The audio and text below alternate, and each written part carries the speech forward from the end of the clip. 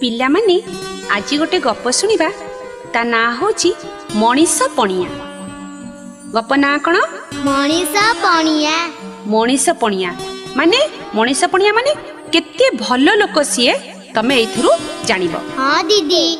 गाँ रे नाटुआ बाबू का ना भारी जनाशुना। हाँ। नाटुआ बाबू जने डाक्तर। डाक्तर रोग चिन्ही औषध दबारे से धुरंधर।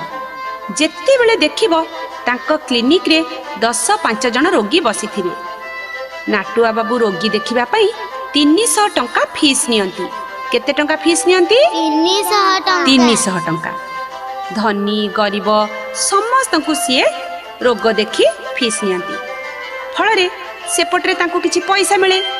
नाटुआ बाबू सरकारी डाक्तर तेणु सप्ताह को थरे दिथर जाई निजर क्लिनिक रे सीए काटंती। आज्ञा। किंतु मासको मास दरमा नहीं आसंती। कोठू सरकार को पाख। आज्ञा। कारण से सरकारी डाक्तर एपटे क्लिनिक रे भी रोगी देखंती एपटरू भी किछि पैसा मिले।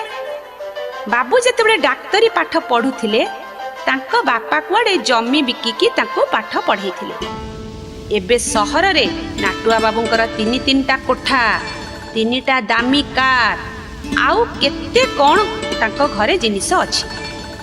नाटुआ बाबूंकर गोटिए बोली पुओ सीए सेई पाख इंग्राजी स्कूल रे पढुची। तमे माने सब इंग्लिश मीडियम स्कूल रे पढु ना? हाँ। हाँ नाटुआ बाबूंका पुओ भी गोटिए इंग्लिश स्कूल रे पढुथिला। से 9म श्रेणी रे पढुथिला।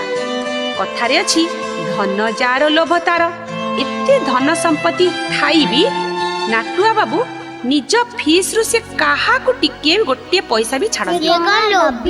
जने रोगी जेते थर तांका निकट को जाए से सेते थर फीस नियंती। अरे अरे दिने कोन हेची ना नाटुआ बाबू रोगी देखुथिला बेले गोटे लोक तार 7 वर्षर पिलाटीए धरी आसी पहुंचिला। लोकटीर ना होची माधव। से जाति रे केउट। तार बेउसा हला माछ धरिबा। माछ बिकी जहा पैसा पाए सेइथिरे से तार पेट पोसे। जमी बाड़ी भी बेसी नहीं। पुओ टिकी तार जर हेइथिला। देह ताती रे खई फुटु थाए। माधव कोन कला ना नाटुआ बाबू को पाखु को पुओ को आनी की आसिला। तापरे कोन हला दीदी? तार प्रार्थना देखी पिलाटीर अवस्था देखी पूर्वरु जो माने नंबर करी बसी रहिथिले रोगी माने से माने भी कहिले जे आर पिलाटी को आगो देखि दियो हैला माने माधवर पुओ को। आज्ञा। नाटुआ बाबू पिलाटीर जर देखी औषध लिखि देले। माधव प्रेस्क्रिप्शन धरी कहला बाबू मो पाखरे मात्र 100 टंका अछि। सेथिरे औषध किनिबी। मो परे आपनकर फीस आनी देई जिबी। गरीब लोक आज्ञा टिके दया करंतु। माधवर कथा सुनी डाक्तर बाबू का देहरे निया लागी गला। सीए ता हाथरू प्रेस्क्रिप्शन टा छड़े नहीं अन्य रोगी देखिबा को लागिले। माधव कांदी कांदी चली आसिला। सेतिकी बेले सेइठी पाखरे गोटे औषध दोकानीटी थिला। सीए किछि औषध देई पिलाटी की खाइबा पाई देला। मधुआ कण कला ना जो 100 टंका आनी थिला सेई औषध वाला को देई देला। पुओ को घर को आनी के आसिला। भगवान का कृपारू से औषध खाइबा द्वारा ता पुओ संपूर्ण भल हो गला। ए घटनार 8 दिन परर कथा। से दिन हेई थाई रविवार।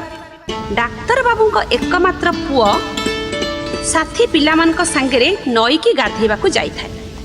भरा नई पानी दी कूल खाउ थाए। सांग साथी को मेले रे गाधुथिबा बेले से बाटुआ कोन कला।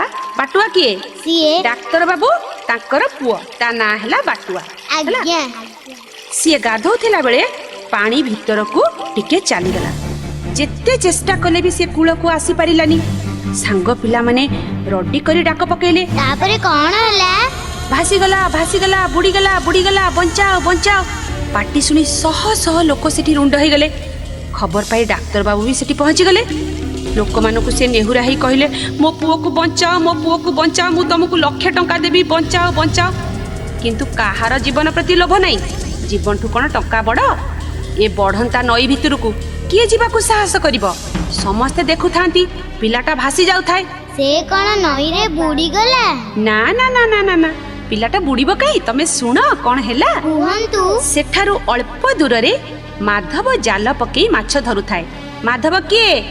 ଯିଏ ତା ପୁଅକୁ ନେଇକି ଡାକ୍ତର ବାବୁଙ୍କ ପାଖକୁ ଯାଇଥିଲା ମନେ ପଡ଼ିଲା ନା? ହଁ ହଁ ସେଇ ସିଏ କ'ଣ କଲା ଜାଲଟିକୁ ତଳେ ରଖିଦେଇ ନଈ ଭିତରକୁ ଡେଇଁ ପଡ଼ିଲା।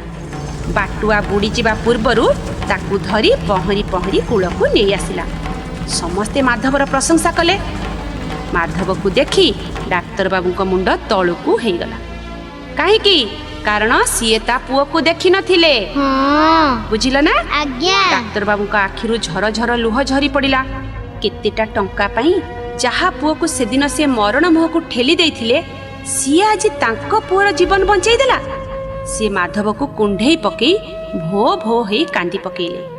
ମାଧବ କହିଲା, ଦୁନିଆରେ ଟଙ୍କା ବଡ଼ ନୁହେଁ ଡାକ୍ତର ବାବୁ, ବଡ଼ ହଉଛି ମଣିଷ ପଣିଆ। ବୁଝିଲ ନା ପିଲାମାନେ?